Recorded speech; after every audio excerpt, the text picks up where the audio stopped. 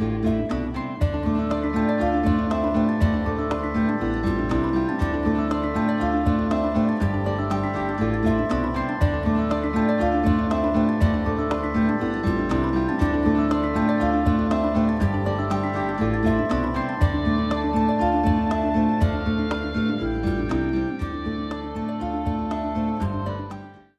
Oracle of Luna is a podcast with me, Bridget Engels, as your host. Here we have conversations with real live, present-day goddesses who are actively and courageously doing their magical work in the world.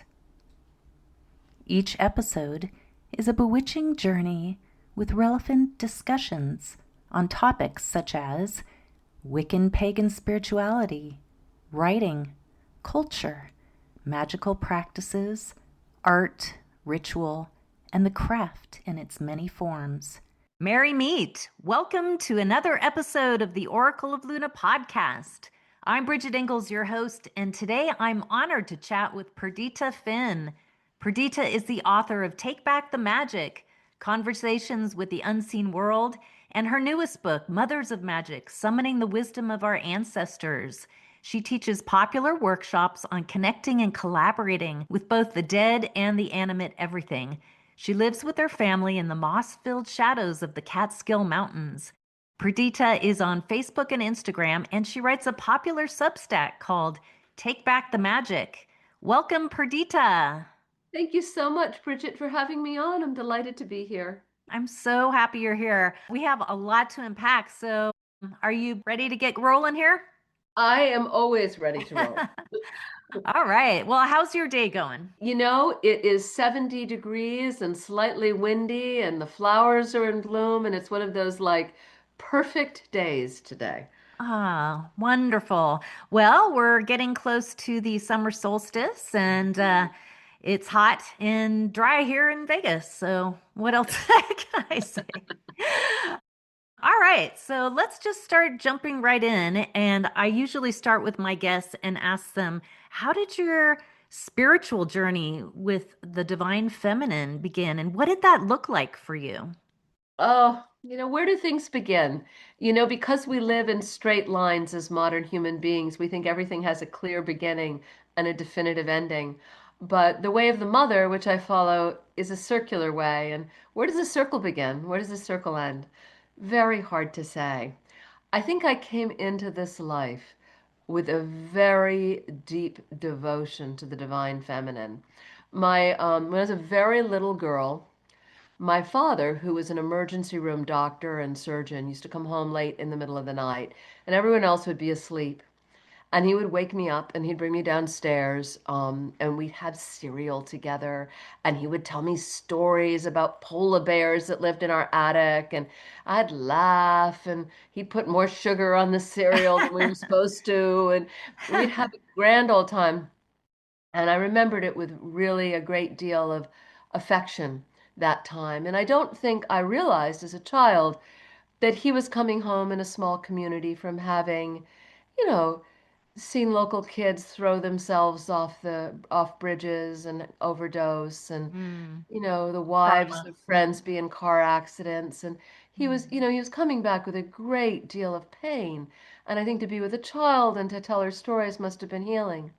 But yeah. only when I was much older, when I was in just before he died, in my late 40s, did he come to my home. And I had found among my mother's thing this very odd. My parents were atheists, they were bohemians, we didn't have any religious imagery, we didn't go to church, that meant they didn't let us go to church. It was very materialistic, modern, intellectual family. But I had found among my mother things this broken statue of Our Lady of Sorrows, and it had moved me very profoundly, both her brokenness and her beauty. And I'd put it on my altar with a number of other divine feminine figures that I now had. And when my father came into my home, he went to my altar and he looked at it and he took it and he said, "How did you find this?" I said, "Well, it was with Mom's stuff when she died. My parents were divorced." Mm-hmm. And he said, "When you were a little girl, I would come home from the hospital and everybody would be asleep. and you were 2 or 3 years old, and you would be on your knees praying in front of this statue, and nobody Mm. knew where you had found it. You ask where my devotion began. Yeah. It began there, and my father tried to distract me from that devotion and what he saw as supernatural religiosity. And Mm. and it took me a long journey to get back to that simplistic devotion of a Yeah. child. Oh, that's fascinating. So, how did you become interested in discovering your personal journey with your mother? How did all that We all begin? have a personal journey with our mother, don't we? Well, I guess rediscovering really You later know, in we life, all right? we so I became, as a young mother, a new mother, overwhelmed, with two children and working, and I think every mother in this culture is stressed beyond words, by design, to fail. And I sort of began to feel that, and I began to reach out. I felt like I didn't have the mothering I needed to Yeah, be a mother. right. And nor did I feel like my mother was capable of giving me that mothering.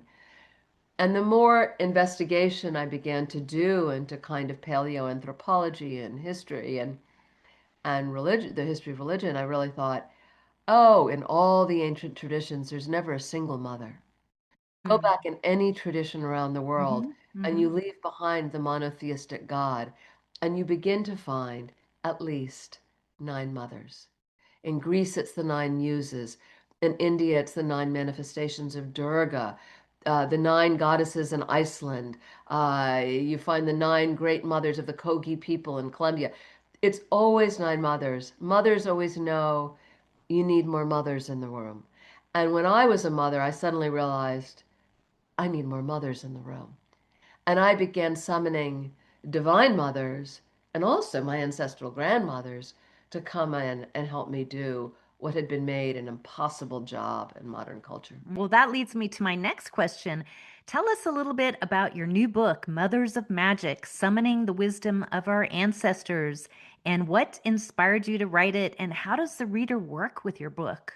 Oh, well, this book has been inside me for a really long time, as you can probably feel, right? Like trying to write it in a certain way my whole life. After I wrote Take Back the Magic, which is about my work with the ancestors and with the dad, and about how I healed with my father after he died, I brought some ideas for different books to my agent, and I mentioned the mother book and said, maybe not that one. And I have, of course, that's the one I decided I wanted to write. I had to.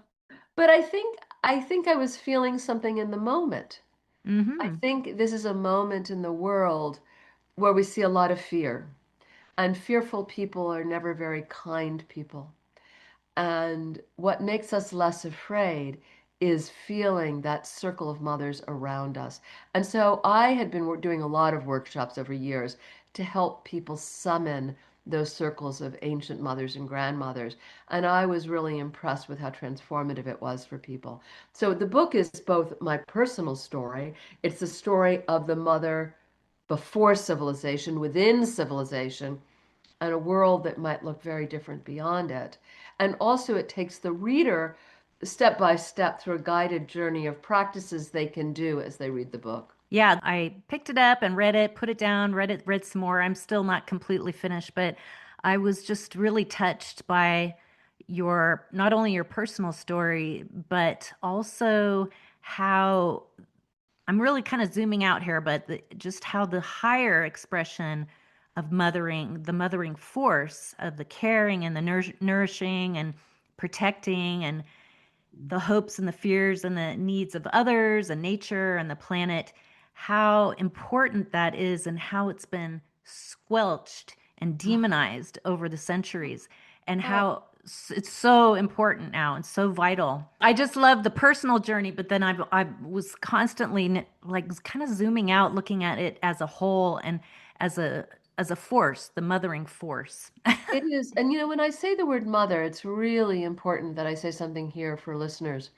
which is in a pre-civilized world, that wasn't a gendered word, nor was it a word that was biologically determined. It was how grown-ups thought of themselves, whatever your gender.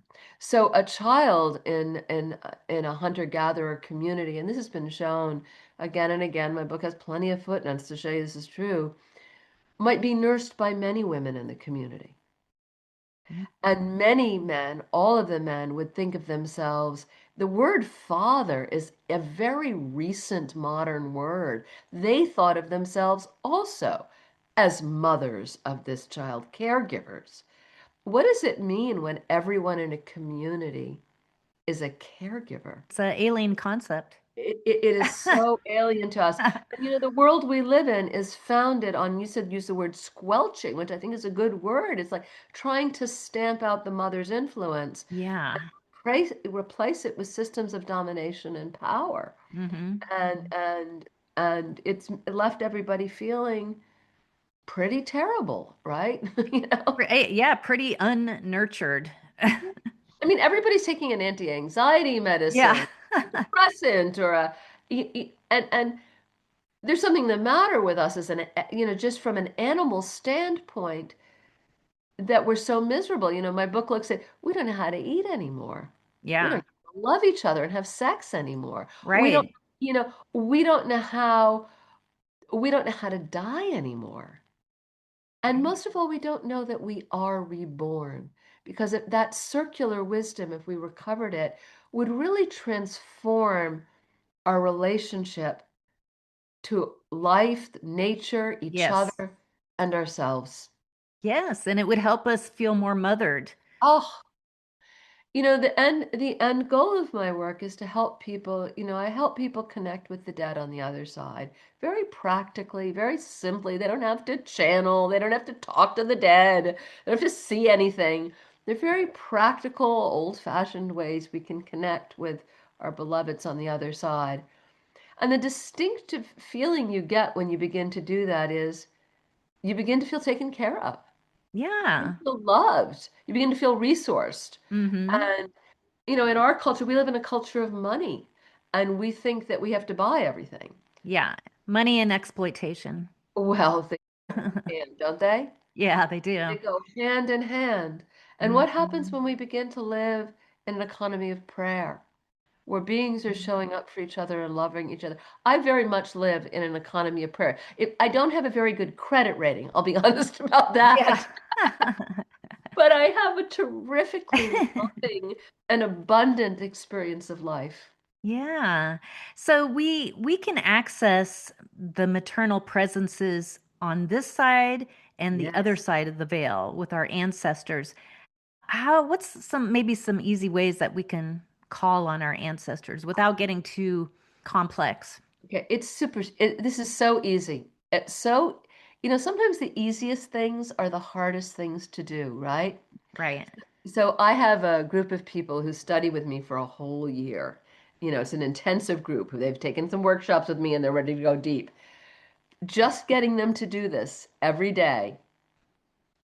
It's 6 months, we're beginning to get there. So Oh, okay. All right. very simple. And if you do this, the dead will be your teachers and all will come to you. But sometimes we need community to help us realize it's real. Yeah. The simplest thing to do is to ask for help, and ask for help from someone specific on the other side. A grandmother, a grandfather, a beloved uncle or aunt, a teacher who died or passed, a pet. Ask for help, and I mean specific help, not the kind of help where we feel like we have to perform our goodness or our worthiness, but the kind of bottom of the pit, oh my goodness, get me up out of here help Yeah. that we really want to call for. Help me please be able to make my car payment this month. Please help me stop fighting with my 13-year-old. Please, Yes. please help me Hmm. figure out how to house train the dog. Our necessity, our need is what connects us to those on the other side. So when I was house training my puppy, who did I call on? I called on my beloved rescue Cocker Spaniel, Oliver. He lived to 16. Wow. He was incontinent every day of his life. But I Okay. called on him for help with my new puppy, and she's never had an accident. When you call on these ancestors from Hmm. across the veil, there's a listening that takes place, right? You have to really kind of Um, be quiet and listen, don't you? well, Okay. you can, I do a lot of fretting. I do a lot Mhm. of worrying. I'm a class A Olympic worrier. And the most important thing is to call for help. SOS. Yeah. No one's going to rescue you out at sea if you're not sending a distress signal. And you got to send that distress signal. Yeah. And that's the most important thing. But then, of course, you're right. Miracles are very ordinary. And sometimes people are a little astounded by how quickly they can happen, how quickly they can find themselves getting the answers. And they can almost be unnerved by the answers they get. But sometimes the answers come slowly. Mm-hmm. Sometimes the answers come in different packages than we imagine. Mm. If all of the dead on the other side are our mothers, and I believe they are, mothers sometimes know what's better for us than we know what's better for us, right? You know, Right. I'm grateful nobody on the other side answered me when I said, I hope I get to marry my high school boyfriend. Oh my goodness, thank goodness no one answered. They were looking out for me. But the listening is a kind of looking around. Because what begins to happen is we begin to dance with the dead. We call out for help. They answer in its way. They often answer very reassuringly in the beginning, but then they take us on a journey, Mm-hmm. and we begin to really dance with the dead and to learn how to call on them for many things in our lives, impossible things. Yeah, and I think that that brings us into the web of life and the cycles of life, death, and rebirth, and that whole understanding that we're not just on a straight line to No. death and that's it. Oh, it's such a merciless idea. The thought that you only have one life to get it right. It's like you're on a conveyor belt and it's going to drop you into an industrial bin of Oh, heaven I or an know. industrial bin of hell. It doesn't make any sense, does it? It means that No, most lives are worthless. it adds to our distress. Of course. But what if I said to you, you have an eternity of lifetimes before you? What will you going to do with that eternity? What are you going to pray for? What are you going to ask for 49 lifetimes from now? What's your dream? What's your Mm. vision? What if I told you, I'm thinking of my grandmother here, and my book is about my grandmothers. She's Hmm. hardworking, Boston Irish, six children, gazillion grandchildren, mass every day, you know, Are we talking about Nellie? Molly, get Oh, food on the Molly. table. Okay. Life was hard. It was hard Yeah. work. But in her 80s, she finally went to the library and took an oil painting class. Now, her oil paintings were not great. You know what I mean? Like, you Well, didn't she look at, tried. but they weren't horrific. They were kind of okay. I have one above my desk. But what that oil painting represents to me is when she was reborn into her next life, as I know she was, she'd already taken that first painting class. And Mm. I bet that little girl scribbling at the kitchen table, I bet her parents looked down and said, she's not bad. She's got some talent. What if we could do today something that would benefit us 7 lifetimes from now? What Mm. would we do? Something good. Good for humanity, good for nature, good Good for for ourselves? ourselves. What if they're all the same thing? What if, Exactly. what if when we follow our heart, if you look out at the world, and I'm looking out the window right now at my beautiful mountains, what are the trees praying for? What is the mountain praying for? What are the fireflies praying for?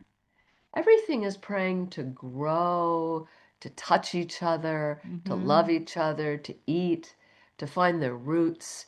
When we begin to pray for what we want, we begin to understand what the world wants. And when we begin to know what the world wants, and the world is worthy of what it wants, and we become worthy of what we want, suddenly we're in the embrace of all that is. Suddenly a tree is doing so much for the planet, but it's not doing it out of a sense of piety or duty or hard work or because it's supposed to.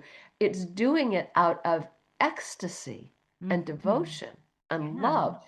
It loves the feel of its leaves in the wind and in the sun. It loves the feel of its roots in the ground. When we begin to follow our heart's our desire, we begin to be aligned with that erotic life force of the natural world. Absolutely. And I wanted to kind of turn the conversation a little bit back to the original Divine Trinity, which was the Maiden, the Mother, and the Crone. Can you tell us a bit about how the grandmother, mother, and daughter are all one sacred body, and how all three bodies had once been one body? This is a very profound part of your book that I earmarked and just studied.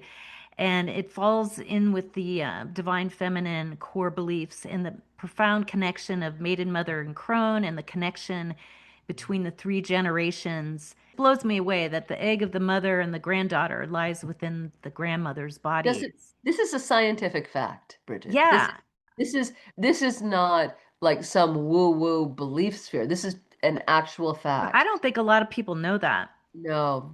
And it's really just, it blows me away. So we were all of us when our mothers' bodies were formed inside their mothers, inside our grandmothers. The eggs that would become us were formed simultaneously.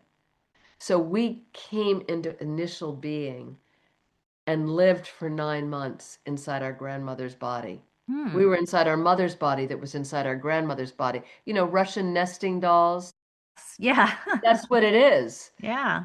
And and you know, they're showing already so many interesting things about how pregnancy transforms the bodies of mothers, that the fetus and the mother exchange cellular structure so that the every pregnancy changes the biology of woman. It actually changes her brain chemistry.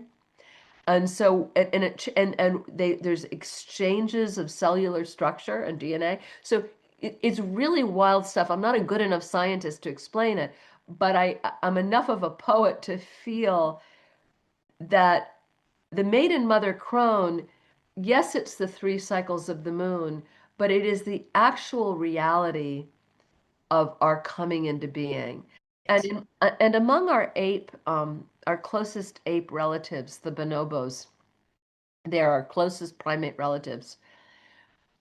Mothers and grandmothers and daughters never are separated. They never, it's not like women go off and marry into the man's house as we've seen in civilization. Men come and go, women stick together. Imagine. Imagine all the mothering Yeah, but going it's also, on. you know, for me in the book, I had to write about what it meant too, that I had absorbed my grandmother's sorrow. And I think a Yeah. lot of us feel, what do we do with that generational trauma, that generational sorrow, that kind of that inheritance of trauma that is, you know, unfortunately the birthright of being a civilized human being. Um, Yeah. and really in my book, what I want to look at is we can reach back to our mothers before civilization. I was just really touched by the backstory that you found through the diaries of Nellie and how she was one of your grandmothers, right, Nellie? Yes, she's my And sh mother's mother. She was the grandmother yeah, whose body I was inside of. And when I was inside of her body, she was in a great deal of pain. yeah. Yeah, And we often don't know the sorrows and tribulations of our mothers and grandmothers and so on and their backstories. I was just really touched by her story, how she was very vital and interested in nature and took hikes and became a nurse and then unfortunately became depressed, clinically depressed later in life. yeah, she had a diagnosis, but the diagnosis didn't really hold her reality. You know what I mean? It wasn't, her diagnosis was a force of terror in my life as a child. You know, my mother would ask, "Are you depressed?" And she wasn't asking because she wanted to know how I was doing. She was asking out of terror that I might somehow manifest this biological problem. felt my grandmother had. My grandmother didn't have a I think there may have been some biology going on, but the primary experience she had was post-traumatic stress disorder, and also a tremendous lack of resources. No Mm. education, no opportunity, no abortion, No no birth choices. control. I mean, Yeah. Yeah. really like Mm. um Mm. and yeah, for readers who are listening, after my mother died, I discovered that my grandmother had kept a daily diary her whole life, Yeah. which I read, and I met the woman Beautiful. I'd never met. Yeah. And I discovered I was really proud that she was my grandmother for the first Yeah. time. But we often don't know the backstories. I mean, sometimes we No. do, but I didn't really know certain stories about my grandmother and great grandmother and until later. We forget how few of them had access to education. Yeah. Yeah. Yeah. So, turning the conversation, can plants, animals, trees, and the elemental realm, can they all be our mothers too? Oh, you bet. And that's one of the things is nothing stays put in nature, does it? Everything's always becoming something else. Everything, if you go back, I talked about going back to those nine mothers all around the world. But what you also see is that those mothers are never only human. We Mm, see that Isis has the wings of a vulture, or the goddess has the head of a hippo, Taraway. She's one of my favorites. Or she might have, the feet of a lion or a tail. And what was this understanding that people had in the ancient world about their mothers being part human and part animal? If you go back even further in time, you find that if you go into the caves where you can see the Paleolithic art from 20 and 30 and 40,000 years ago, and you find that people didn't paint other human beings very often, almost never. They painted animals. But the mm, animals they were painting, they've been quite misrepresented by male anthropologists. And I actually went with a famous female anthropologist to visit the caves and have her be my guide. And what you begin to notice in which she's documented is that frequently there are animals that are pregnant, there are mhm, animals with their young circled by other animals, or they're animals that are courting each other. mhm. And they're often mothers, right? These are tributes to the mother, but not the mother as a human being. The Yeah. mother, the mother is a deer, the mother is a salmon, the mother is a lion. Yeah. Like goddess Sekhmet, she's one of my Yes. favorite goddesses. So I do know, we right? We all have our favorites, right? do we have future mothers? We're all coming back to this world. No one, it's the first law, if you want more science, the first law of the conservation of matter and energy says nothing goes anywhere. And, it's like Groundhog Day. There are people who tell me they're not going to be reborn. And I say, I hate to tell you this. You are. But you're not going to be reborn into the same life in the same day. You're so, and you may not even be a human being, right? You may not, but you're going to be reborn to a mother. And who is that going to be, that mother? Where is she? What if we realized that? Would we drop bombs on people if we knew we were dropping bombs on our future mothers? Would we put our future mothers in factory farms and pens where they can't even turn around? Would we let our future mothers languish without health care and live in garbage dumps? If we could look at the world and see every soul we meet as our mother and remember that we have been the mother of every soul we meet, the world would look really different. Yes, it would. So before we run out of time, Perdita, we could talk forever on this, but I was wondering if you want to give us a very short 1 minute prayer or invocation Oh, or visualization, real sure. quick. I'm going to give you a really practical visualization, something everyone here can do. Cool. And I want to give you nine Madonnas. Okay, we Nine have about Madonnas. 1 minute left, so Nine Madonnas to change your life, okay? okay. Imagine your mother, your biological mother, your adopted mother, your foster mother, the person who raised you, is an animal. Maybe she's a deer, maybe she's a bird, maybe she's a tiger, maybe she's a Gila monster. I don't know. But she's an animal. Okay. But what if you have 8 other mothers? What other 8 animal mothers do you want? Do you want an otter mother to play with you? Do you want an owl mother to wrap her wings around you? Do you want a turtle mother who will move slowly through the pond with you on her back? Do you want a whale mother who will lift you up through the waves? I Okay. want you to imagine those 9 mothers circling you. Those are your 9 goddesses. You don't have to have one. You don't have to choose. You get to have the mothers you need to access the love you want and need. They're there for you. They're waiting for you to call on them for help. Call on them for help. Beautiful. Thank you so much. That is so excellent and such a wonderful way to end our episode. Thank you so much, Perdita, for coming Thank on you the so much, show. Bridget. And thank you for inspiring us to embrace the many orbits of motherhood and to cultivate a more mothered life with your amazing book. And thank our listeners and happy summer to everyone. Blessed be. Blessed be. All right. Until next time. Bye bye. Bye bye. Thank you so much.